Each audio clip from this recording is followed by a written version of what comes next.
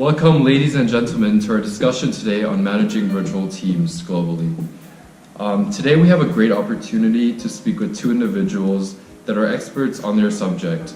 To my left, we have Ms.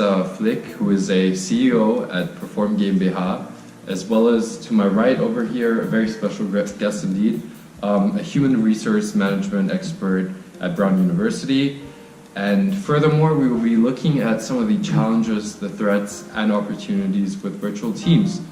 So, to begin our discussion, I would like to ask Mr. Hugo here to give us a brief idea of virtual teams and some of the challenges they face today. Managing global virtual teams involve organizing and coordinating work, resources, and communication for team members that are internationally dispersed and culturally diverse.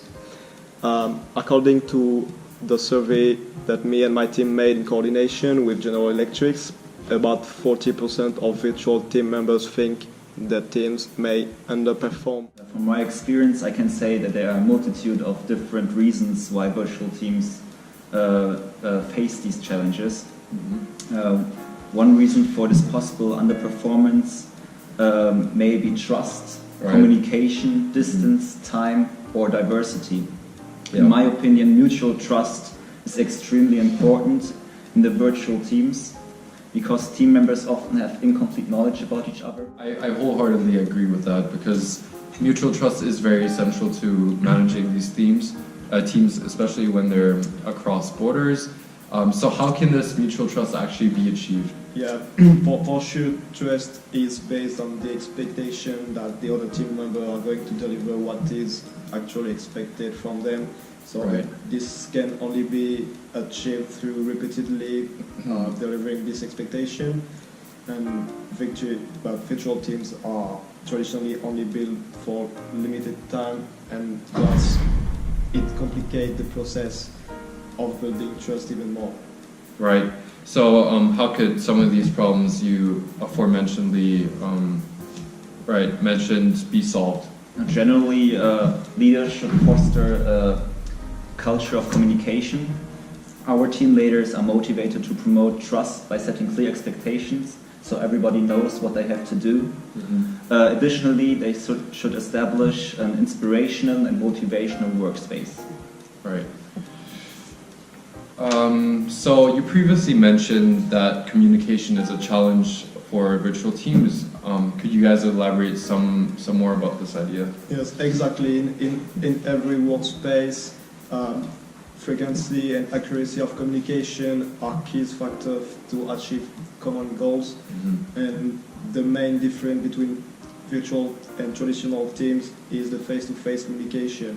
It is not not very common actually in a virtual team. If we look at the graph, we can see that the majority thinks that picking up non-verbal clues is a key challenge for them. Research suggests that face-to-face communication is way more efficient and less prone to misunderstanding. At our company, we try to encourage our leaders that they should adapt the approach to communication through promoting continuous communication and social activities in order to enhance team cohesion. This generally leads to a stronger feeling of togetherness and thus improves the team performance. Right, so another essential topic would be distance. Obviously, managing virtual teams implies that there's employees all over the globe, right? So what about this? What problems does this lead to? Or yes, so as you just mentioned, distance is often seen as the key challenge of virtual team, and distance can be produced by geographical distance or organizational size, as well as through different values, status of familiarity. This leads to potential lack of social support within the teams. right, so how do leaders actually manage to solve these problems or create opportunities out of these? Yeah, leaders should be aware of these possible problems occurring to cultural differences and should try to prevent them by responding quickly to their specific needs and again, like always, promote communication. Right. So one more issue I want to address is time frame. So I know this can be a major challenge for any enterprise or organization. So how do they actually manage to coordinate with other employees when there is this problem of time framing?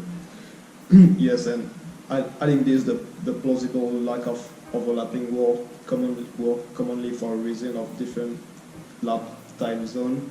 Yeah, I think the real issue in this context is to quickly arise to issues and efficiently coordinate their team's tasks over different time zones. Yes, I absolutely agree with you. However, the limit of times are already a problem for real teams. So for the virtual teams, this problem is kind of magnified due to the fact that they may wait the other member of the team to work later at the day.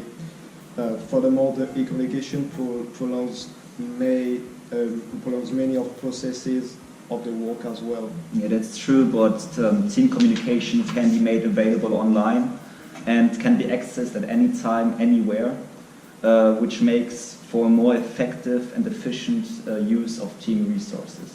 Okay, so while on the topic of communication, I want to address cultural differences, as this is very important in the modern day. Are there any different ways of communicating in ways of methods or values between different cultures? Yeah, absolutely. It impacts the team by complicating the group cohesion and communication, Right. which consequently negatively affects the work efficiency. For sure, but in response of that, the leader can promote the team building in order to answer the actual needs of their team members. But I'm sure leaders find several ways to convert these problems into opportunities, perhaps. Yeah, in fact, they can. Employees Right. can work from any place at any time. It gives more comfort to work from home or from any place you choose to than, for example, in a normal working environment.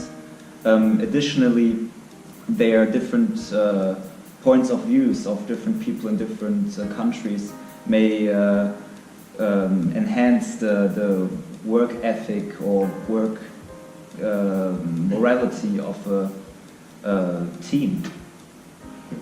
And moreover, thanks to the distance, help the team members travel, lodging, parking, and even owning building are expenses that can be eliminated or even minimized.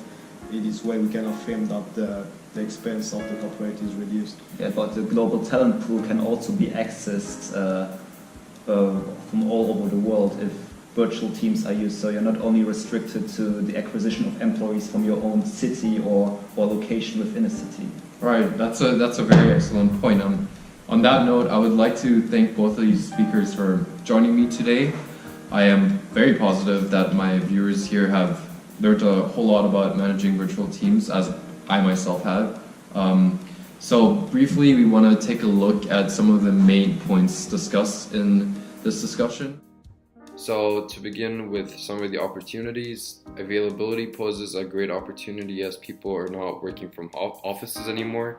They may be available at different times. Also diversity, as this can give the company new inspiration through new ideas because people have different perspectives. Also transportation costs are lower, as well as the lower fixed costs due to companies not having to rent or purchase as much real estate anymore. And now for the challenges, trust, as discussed, is difficult because face-to-face interaction obviously is more intimate and you can convey ideas better. Diversity may also act as a language barrier, so this is also a challenge as well as an opportunity. Communication, as previously mentioned, is also an issue. And finally, time and distance, because people live all over the place and they have different time zones and may not be able to adjust their schedule with other people's schedule.